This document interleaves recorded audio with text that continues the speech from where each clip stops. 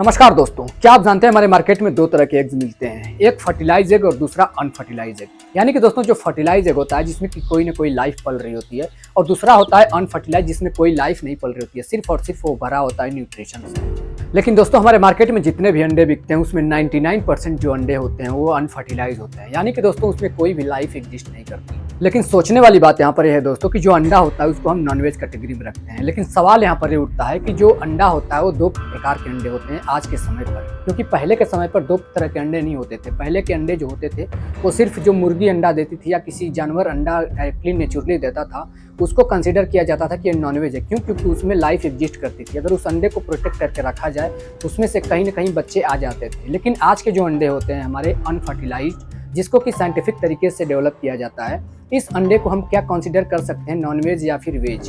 क्योंकि इसको लेकर काफ़ी सारी डिबेट चलती रहती है सोशल मीडिया पे और हर जगह पर। तो आइए इन्हीं सारी चीज़ों को समझने की डिटेल में कोशिश करते हैं कि जो अनफर्टिलाइज एग होता है इसको डेवलप कैसे किया जाता है, मतलब इसको क्या हम वेज कंसीडर कर सकते हैं या नहीं कर सकते हैं। आइए समझने की कोशिश करते हैं इन दोनों अंडों के बीच के डिफरेंसेस को। साथ ही समझते हैं कि जो अनफर्टिलाइज एग होता है इसको साइंटिफिक तरीके से डेवलप किस तरह से किया जाता है और क्या हम इसको वेज कंसीडर कर सकते हैं, और नहीं कर सकते तो क्यों नहीं कर सकते, और क्या है इसके पीछे रिलीजियस एंगल। इन सारी चीज़ों को डिटेल में डिस्कस करते हैं आज के इस वीडियो में।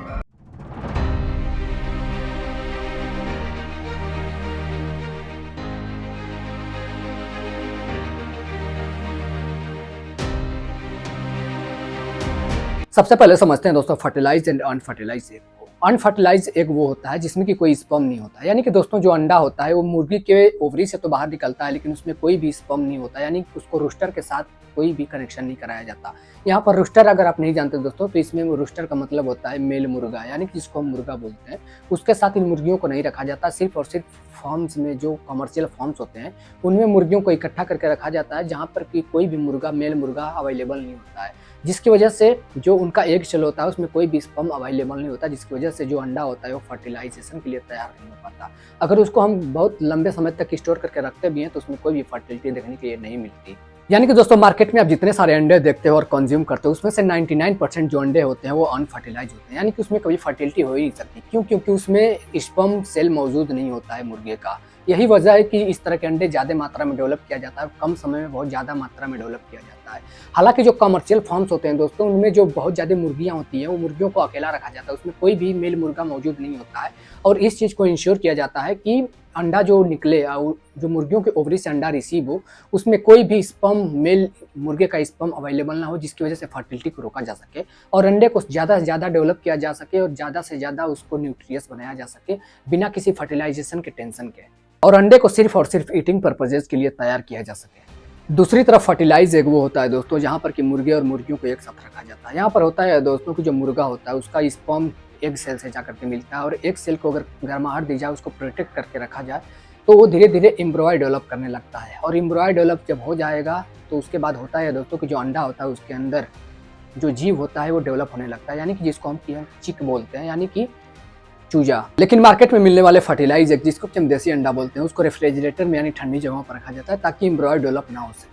क्योंकि दोस्तों अगर उसको हम रेफ्रिजरेटर में नहीं रखेंगे, ऐसे खुले में रख देंगे तो कहीं ना कहीं उसको एक गर्माहट मिलेगी और जिसके बाद से उसमें चूजे आने के चांसेस बढ़ सकते हैं और उसको लंबे समय तक स्टोर करके भी नहीं रखा जा सकता। इसी वजह से उसको रेफ्रिजरेटर में स्टोर करके रखा जाता है। हालांकि जो फर्टिलाइज एग होता है वो अनफर्टिलाइज के मुकाबले थोड़े महंगे भी मिलते हैं मार्केट में। साइंटिफिकली देखा जाए तो हर मुर्गी 24 से 26 घंटों में एक अंडा प्रोड्यूस करती है नॉर्मली, लेकिन अगर उसको रूस्टर के साथ मिला दिया जाए तो इसको स्पर्म में कलेक्ट करने में 2 से 4 वीक भी लग सकते हैं, जिसके बाद से एम्ब्रॉय को डेवलप होने में इतना समय लगता है। हालांकि अगर रूस्टर नहीं है तो उसके बाद फर्टिलाइजेशन नहीं होता है, लेकिन अगर रूस्टर मिला होता है दोस्तों, यहाँ पर रूस्टर से मतलब है कि अगर मुर्गा के साथ रिएक्शन होता है, मुर्गे के साथ अगर उसका रिप्रोडक्शन होता है तो 2 से 4 वीक लगते हैं किसी भी एम्ब्रॉय को डेवलप होने में या तैयार होने में, जिसके बाद से चूजे फिर आ सकते हैं उससे। अगर हम इन दोनों एग्स में डिफरेंसेस की बात करें तो बाहर से दिखने में बिल्कुल एक जैसे दिखते हैं, मतलब बाहर से देखकर बिल्कुल भी नहीं बता सकते कि ये फर्टिलाइज एग है या फिर अनफर्टिलाइज एग है।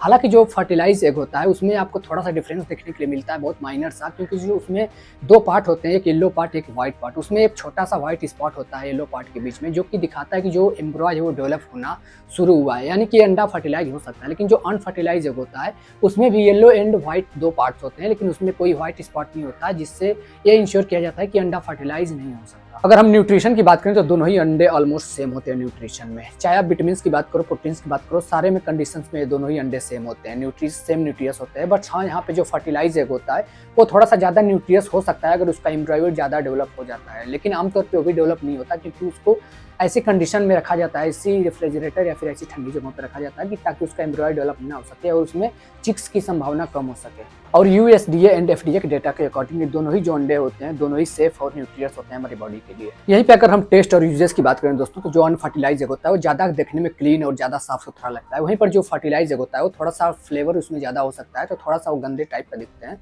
लेकिन वो भी जनरली अगर उसको डिफ्रेंशिएट करने के लिए बोला जाए तो जनरली लोग डिफरेंस नहीं कर पाते। साथ ही टेस्ट में भी ये दोनों ही एक काफ़ी सिमिलर होते हैं। अब समझते हैं दोस्तों साइंटिफिकली अनफर्टिलाइज जो एग होते हैं ज़्यादा क्वांटिटी में देखने के लिए और ज़्यादा ईजिली हमको अवेलेबल क्यों मिलते हैं।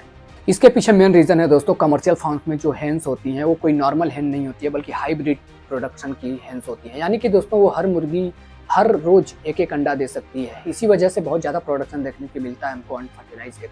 जैसे कि व्हाइट लेग हॉर्न, ये ऐसी प्रजाति होती है, उन लोगों की ऐसी मुर्गियों की ऐसी प्रजाति होती है जो कि हर रोज अंडा देने में सक्षम होती है, जिसकी वजह से इतना ज़्यादा क्वांटिटी में हमको प्रोडक्शन देखने के लिए मिलता है और हमारे मार्केट्स में इतनी ज़्यादा क्वांटिटी देखने के लिए मिलती है अनफर्टिलाइज एग्स की। और ये जो फार्म्स होते हैं दोस्तों जहाँ पे इस तरह की मुर्गियों को रखा जाता है, वहाँ पे सिर्फ और सिर्फ एक ही प्रजाति को रखा जाता है, सिर्फ मुर्गियों को रखा जाता है, बल्कि मेल मुर्गे को वहाँ पे नहीं रखा जाता है, जिसकी वजह से वहाँ पे टेंशन नहीं होती है कि हाँ अगर मेल मुर्गे के साथ अगर रिप्रोडक्शन कराया जाए तो उसमें ज़्यादा समय भी लगता है और यहाँ पे रिस्क भी रहता है चिक्स आने के। लेकिन इन सब चीज़ों से छुटकारा पाने के लिए इस तरह की फॉर्म्स को डेवलप किया जाता है ताकि इनको ज़्यादा से ज़्यादा अंडा रिसीव हो सके। यहीं पर दूसरी तरफ फर्टिलाइज एग के लिए ऑर्गेनिक फॉर्म्स का इस्तेमाल किया जाता है, जहाँ पर कि मुर्गियों को अकेला नहीं रखा जाता बल्कि मुर्गों के साथ रखा जाता है। यानी मेल और फीमेल दोनों मुर्गे होते हैं जिनके बीच में रिप्रोडक्शन होता है और नेचुरली हमको अंडा रिसीव होता है, जिसको कि हम ऑर्गेनिक अंडा या फिर नेचुरली अंडा बोल सकते हैं, जिसको कि हम फर्टिलाइज एग बोलते हैं, जिसमें एम्ब्रॉयडरी डेवलप हो सकता है। लेकिन दोस्तों उसमें भी कंडीशंस होती है कि उसको भी ऐसी प्रोटेक्शन में और ऐसी कंडीशन में रखा जाता है ताकि उसमें एम्ब्रॉयो जल्दी डेवलप ना हो। अगर उसको हम नॉर्मली स्टोर करके रखेंगे तो मार्केट में आने के बाद जैसे ही 2 हफ्ते या 3 हफ्ते क्रॉस होंगे उसमें एम्ब्रॉयो डेवलप होने लगेगा और चांसेस बन जाएगा कि उसमें जो बच्चा है या फिर लाइफ है वो बड़ी होने लगे और उसके बाद से उससे चिक्स बाहर आने लगे। लेकिन इसी चीज़ को इंश्योर करने के लिए इस अंडे को प्रोटेक्ट किया जाता है और ठंडी जगहों पर रखा जाता है, जो कि बहुत ज़्यादा नहीं, मार्केट में 99% तो अनफर्टिलाइज एग होते हैं। इसी वजह से जो फर्टिलाइज एग होते हैं उनकी क्वांटिटी बहुत ज़्यादा कम देखने के लिए मिलती है मार्केट्स में। बायोलॉजिकली समझे दोस्तों तो जो एक हेन का एग होता है उसके सेल ओवुलेशन से निकलता है, यानी कि अगर उसमें स्पर्म मिला दिया जाए तो वो अंडा फर्टिलाइज हो जाएगा और उसमें स्पर्म नहीं मिलाया जाए तो अंडा फर्टिलाइज नहीं होगा। इसी वजह से अगर जो अनफर्टिलाइज एग होता है उस 24 घंटे में तैयार होता है, जिसमें कि उसका सेल, उसका व्हाइट पार्ट और येलो पार्ट सारा चीज़ें डेवलप होता है, जिसके बाद से एक अंडा पूरी तरह से न्यूट्रिशन के साथ तैयार होता है और बाद में उसको हम रिसीव कर पाते हैं मुर्गियों से। ओवरऑल देखा जाए दोस्तों तो एक अंडे को रेडी होने में जो प्रोसेस होता है ओवरऑल सेम ही होता है, पर डिफरेंसेज होते हैं उसके स्पर्म में कि स्पर्म अगर मिला है तो अंडा फर्टिलाइज माना जाता है और फर्टिलाइज होता भी है, और स्पर्म नहीं मिला तो अंडा अनफर्टिलाइज है, यानी उसमें कोई भी जीव एग्जिस्ट नहीं कर सकता। और इसी वजह से अंडे को वेज और नॉन वेज कैटेगरी को लेकर के बहुत ज़्यादा लोग परेशान रहते हैं कि इसको हम क्या कंसिडर करें। और इसी वजह से आज के समय पर हमारे हिंदू रिलीजन में अंडे को लेकर के काफ़ी सारी डिबेट रहती है। कुछ लोग का मानना है कि जो अंडा होता है वो नॉनवेज होता है, हालांकि जो फर्टिलाइज होता है उसको बिल्कुल बेझिझक उसको बोला जा सकता है कि ये अंडा नॉनवेज कैटेगरी में आता है। लेकिन यहाँ पे जो अनफर्टिलाइज होता है इसको लेकर लोगों में संशय रहती है कि जो अनफर्टिलाइज होता है इसमें कोई हत्या नहीं हो रही या कोई भी इसमें जीव एग्जिस्ट नहीं कर रहा है, तो हम इसको कैसे मान ले कि ये कोई जीव हत्या है या फिर ये नॉनवेज कैटेगरी में आता है। हालांकि इसको लोग जो कंसिडर करते हैं, जो अनफर्टिलाइज को मानते हैं कि ये जो अनफर्टिलाइज होता है इसमें कोई जीव नहीं आती, वो इसको इस तरह से कंसिडर करते हैं कि जिस प्रकार से हम जानवरों से, गाय से, भैंसों से हम दूध को रिसीव करते हैं, उसको कंज्यूम करते हैं, जिसमें कोई भी हत्या नहीं हो रही, उसी प्रकार से ये लोग अनफर्टिलाइज एग को देखते हैं कि इसमें भी कोई जीव हत्या नहीं हो रही क्योंकि इसमें कोई लाइफ एग्जिस्ट ही नहीं करती। यानी कि जो अनफर्टिलाइज एग को वेज बताते हैं उनका मानना यह है दोस्तों कि जिस प्रकार से हम दूध को कंज्यूम करते हैं, क्योंकि दूध भी क्या है, एक जानवरों का, उनके बॉडी का पार्ट ही है, उसी प्रकार से लोग समझते हैं कि जो अनफर्टिलाइज एग होता है ये भी एक मुर्गी, एक जानवर है, उसी का एक पार्ट है जिसमें कि कोई जीव या फिर कोई एम्ब्रॉय डेवलप नहीं हो सकता, यानी कि उसमें कोई चीज़ चिक्स यानी चूजा नहीं निकल सकता, उसमें कोई हत्या नहीं हो रही।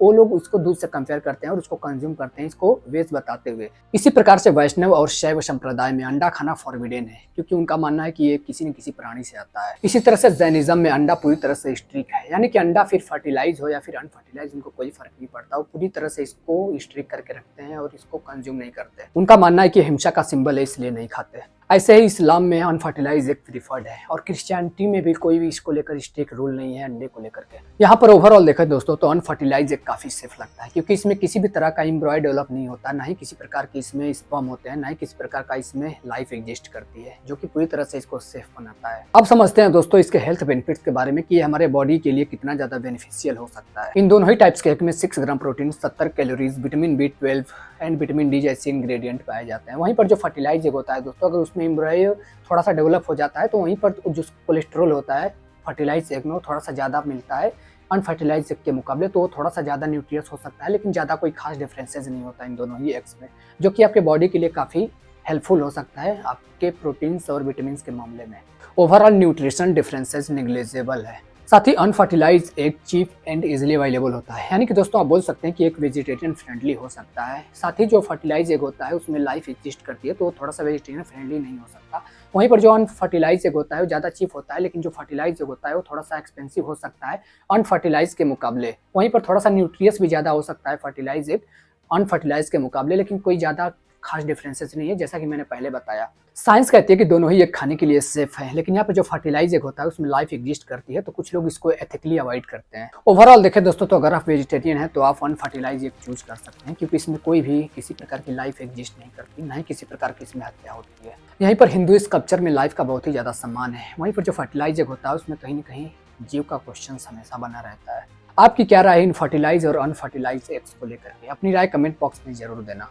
उम्मीद करता हूँ वीडियो आपको इन्फॉर्मेटिव लगा होगा। वीडियो अगर आपको इन्फॉर्मेटिव लगा तो प्लीज़ सब्सक्राइब जरूर से कर लेना ऐसी सारी वीडियोस देखने के लिए। मिलते हैं किसी और वीडियो में एक नई टॉपिक के साथ, तब तक के लिए बहुत बहुत धन्यवाद।